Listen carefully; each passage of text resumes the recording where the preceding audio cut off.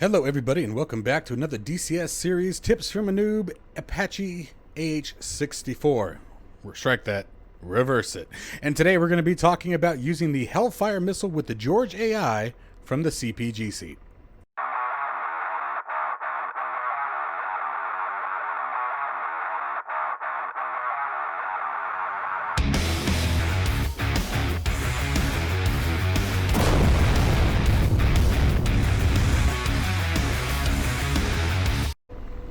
All right, my friends, so today this video is super exciting. This one is a ton of fun. Now, if you have not watched my previous video on setting up the controls, I highly recommend that you do so because it's going to fill in a lot of the gaps and a lot of what things do that maybe were a little unclear from before.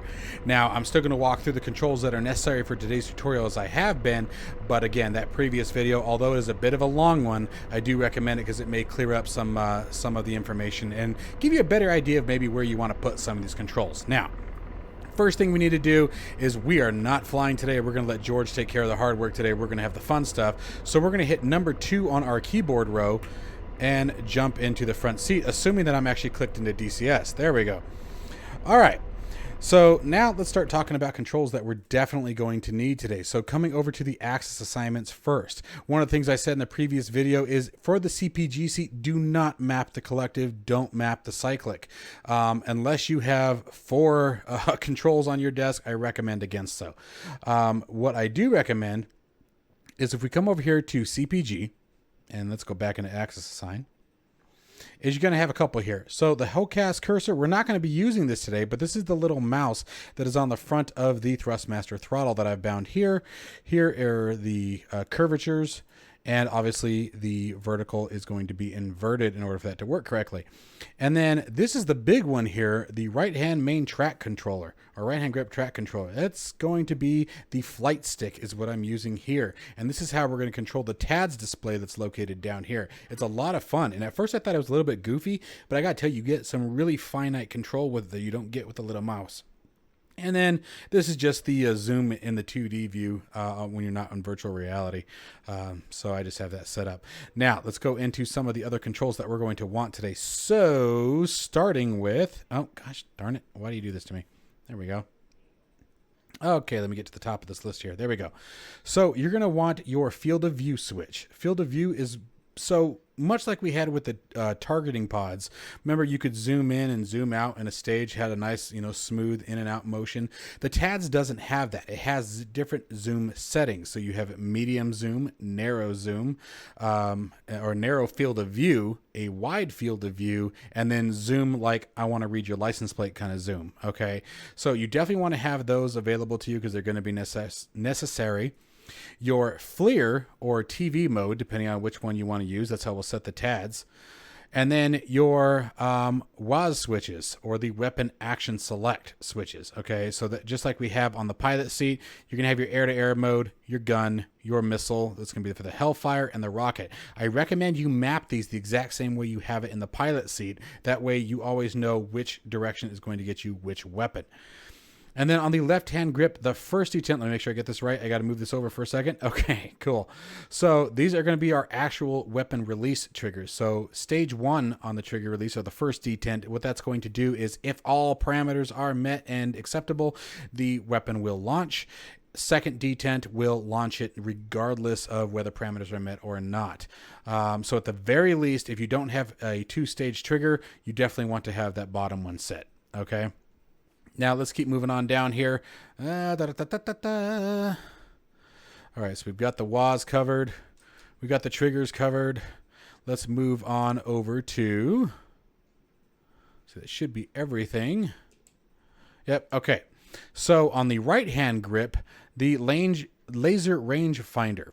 First detent, what this is going to do is going to flash the laser. Even if you hold it down, the laser is just going to do a quick pulse out to wherever the TADS is looking at, and it's going to tell you the range to whatever the laser hits. Okay, second detent, as long as you have that down, the laser is going to fire. Obviously, this is what we're going to use to actually guide our missile to its end source here. Then we have the sensor select functionality. This is how we determine what sensor we're going to be using as our targeting source or view source. In our case today, we're going to be using the TADS because it's the most fun. And then the right hand grip for the slave button. I don't think you need this particularly in single player mode from the CPG seat, but don't quote me on that, but I do recommend binding that anyway. I have mine bound to the little red button on the left throttle on the HOTAS. And let's see here. You have your polarity and your bore sight. The bore sight, again, I haven't really found a lot of use for it yet. I'm sure it's there. I just haven't experienced enough. Remember, I'm learning just like you are. And then the polarity. This is how we're going to change from white hot to black hot. I have these set as my forward speed brake and aft speed brake. Okay. And I think that is the big one. The cursor depress. That is for the little cursor down here. If you're using it for the enter, I have that set as my mouse. And I went through most of this stuff down in the previous video, and only some of this we're going to need today. The other big one that you must have set today is the George AI interface. So you have the hide menu, which actually brings up the interface menu down here in the bottom left or up at the top if you're in VR, and then the different command buttons here and down, up, left, and right. Okay, so you may hear me saying I have this set on my sensor select switch. If I say sensor select switch right, okay, I'll always come back with or George AI right, etc. Just understand if I say sensor select forward, I'm actually probably referring to George AI up. If I say sensor select aft, I'm referring to George AI down. I do catch myself doing that here and there, so I just want to make sure to emphasize that. But I should be sure to, you'll hear George make a command if I'm referring to George. All right, so let's get started with the fun part. Okay, this is seriously way too much freaking fun. So the first thing that we're going to do is we're going to tell George to get us off the ground. I'm going to walk through a few of the George AI functionalities, but I'm not going to go through all of it. I'm just going to go through what we need for today's mission, because I don't want to spend too much time on the George AI. Otherwise, you're likely going to forget half of the things I mentioned in regards to him later on. So we're just going to talk about what we need for today. So I'm going to do my George AI depress, okay, which is then going to bring up, oh, come on, there we go. Oh, I know why that's not working. Forgive me. We need to go to adjust controls. And this is the only one that you have to map in two different places. So forgive me for this one. It's sort of weird the way they did this. I'm not quite sure why. So you have the George AI helper help, and you have this menu here. But the interface hide, this seems to only work for the pilot seat. For the CPG, you actually have your own. And so we need to find that. So let's go to George. And there it is, the interface. Show and hide. So I do need to set that as well. I actually forgot to set that one. Darn it. And I think I forgot that in my previous video. That sucks. Okay, so we're going to hit OK here. And then now I'm going to hit that George depress, and there it is. You can see we're in Hoverboard Mode. Okay, this is where we're going to start, and this is where you're going to spend most of your time, in my opinion, so far as thus I've experienced thus far anyway, in this menu here for the time being, especially when you're practicing. If you go George AI forward, or up in this case, you will tell him to increase your altitude. Now, it takes about a second or two of no action before he registers the command, and off we go. Rotor RPM low. And we'll just clear the master warning. Now, if you want him to move forward, actually, let's just talk about the Hoverboard Mode for a second. The way to think about any of the movement controls for George AI in the Hoverboard Mode is you're adjusting. You're adjusting for a target change in aspect, or an aspect change to target, I should say. Okay, so the target has moved, you've got a line of sight issue. Everything's about adjustments, not so much travel, right? So if we hold George AI right, holding it and holding it and holding it and holding it. As long as I hold it, he will continue to scoot the aircraft over, right? And it's the same thing in any of the forward directions. If we want him to creep forward, it's going to be the same thing. And as soon as you let go, he's going to stop the aircraft wherever it is. More or less, give her, plus or minus 20 feet or so. But again, going to creep forward. We're not going to gain a whole lot of momentum. You can see we're just sort of cruising along. And that's the way to think about Hoverboard Mode. Hoverboard Mode is all about stationary objectives with movement adjustments or positional adjustments, right? Okay, now the cool thing about this mode is when you have, for example, the IHADS display up here, okay? Let's say we want to look over, for example, at our target area over there where all of our practice targets are. I'm going to look over at it, and I'm going to do a George AI right short. Copy. At the location. location. and he's going to turn whatever direction I am looking. Okay, now let's say you are a little far, and that goes for any direction, obviously left, right. Again, George AI right short, he'll turn to whatever you're looking at. Now I don't believe, for example, Copy. oh yeah, it does. Location. Guess you don't need the IHADs. I just learned something. So it literally matters on which way you're looking. So you can guesstimate it, or you can leave your IHADs up, whatever you want to do. That's actually a neat trick. I didn't realize that. Okay, so let's go ahead and move forward with the next step. Let's say you're a little far away, and let's talk about flight briefly. We're going to do George AI left short, and you're going to watch the menu down here change. So we have combat, we have the countermeasures, and we have flight. Flight is what we're going to talk about right now. If I tap forward, we're going to increase airspeed. Copy. Speeding up. If I hold forward, we're going to increase altitude. Copy. Increasing altitude. If I hold left or right, our heading will change. Coming left.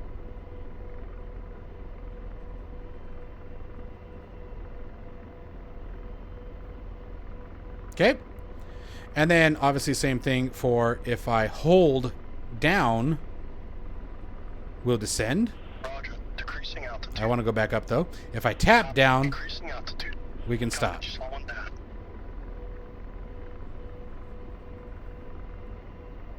And we'll let him finish his controls there. Or his adjustments. Man, he really pitches that thing up, doesn't he? Oh, where are you going? What are you doing, buddy? I think he just stalled us. Did he mess up our helicopter? Good job, George. So I would recommend slowing down slowly, because clearly he doesn't like that part. George, and as they've admitted, still needs a little bit of work, but for the most part, it's pretty awesome. So now, in his defense, that's the fastest I've ever told him to slow down. So we'll take it easy on George a little bit here. Now let's go ahead, and you can see we're back in Hoverboard Mode. All right, so now let's go ahead and talk about the weapon system now that we have a basic understanding of how to move George around. So what we're going to do here is we're going to come down to our arm safe switch, make sure we're armed. I'm going to hit T on my keyboard, in my case, to lift the trigger guard. So whatever you have bound for that, make sure you lift the trigger guard. We want to be able to fire. We can come down to the weapons menu, or we can just hit weapon select right for the missile, in my case. You can see the missile selected, but let's go ahead and bring it up down here as well. So we're going to go to the menu, weapon, and you can see a blinking Hellfire there indicating that Hellfire is ready to go. Now, for today's tutorial, we're going to use this in its most basic form. We're not going to change laser codes or anything else, just going to use it as is. However, I will let you guys know about the trajectory. Trajectory, you have direct, low, and high. If you want the missile to take a high trajectory, the missile is going to fire off the rails, climb very high, and dive down on the target. Low, it's going to obviously fly a much lower trajectory, and direct, it's going to find the fastest route from the aircraft to the target and strike. Okay, so we have our weapon selected, our arm is set here, and we have our trigger guard removed. Now it's a matter of finding our target. So I'm going to go ahead and hit the I on my keyboard and clear my IHAD, so that way we have a nice clear display here. I'm going to zoom in a bit. And then next we're going to use our sensor select button, which is going to be to the right in our case, to select the TADS. And you can see the box is now checkered, indicating where the TADS is pointing in relationship to the aircraft. Now, another good indicator here is this upside or caret here. This is where the TADS is pointing. This is the nose of the aircraft. So we're going to use our flight stick, as I set up the cyclic, or in this case, the main track, which is this guy right here. And we're going to, oops, I hit my zoom button. I didn't mean to hit the zoom yet. We're going to just move my flight stick to the right until we're lined up. There. Now we have the TADS and the nose of the aircraft lined up. And you can sort of see our targets back there. There is our TV mode, which is just, oh my goodness gracious. Let's try to zoom down or put the camera down a bit, see if we can see anything better. TV mode's sort of hard to see things, isn't it? Let's go back to FLIR.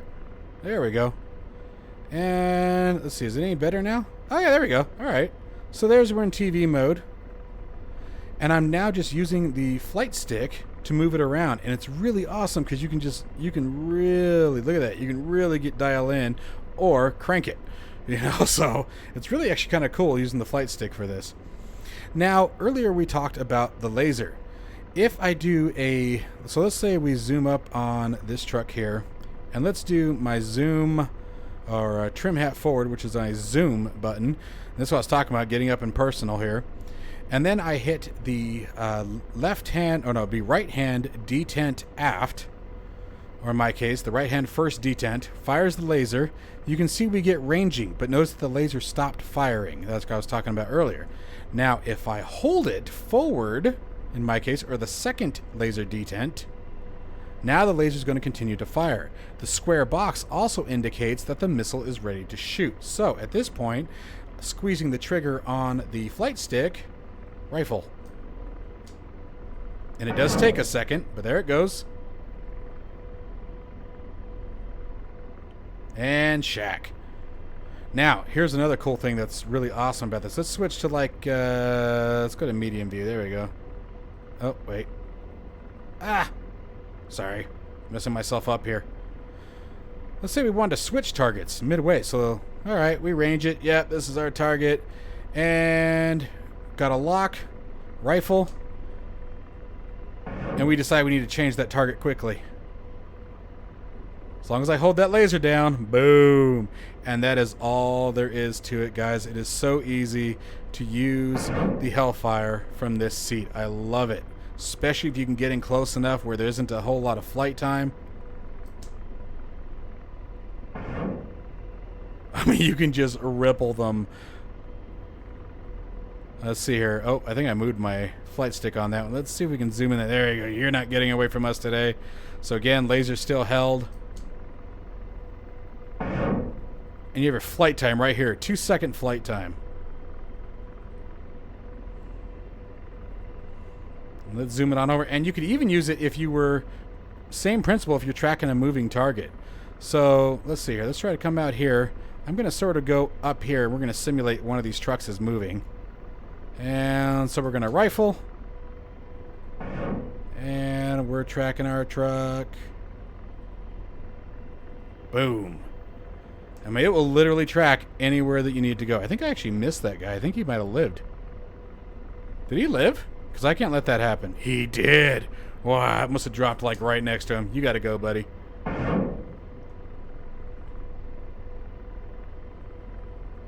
There you go. You're out of there. Anyways, guys, I truly hope that you guys enjoyed this little tutorial about how to use the Hellfire Missile in the CPG seat. It is a ton of fun. I highly recommend you set up a little training range and just get up there and start popping them off like crazy, because it is just too much fun. And I think we are out of missiles. So that is going to wrap up today's tutorial, guys, or tips and tricks, I should say, from a noob. And go out there and have some fun with the Hellfire, guys. I'll talk to you in the next one.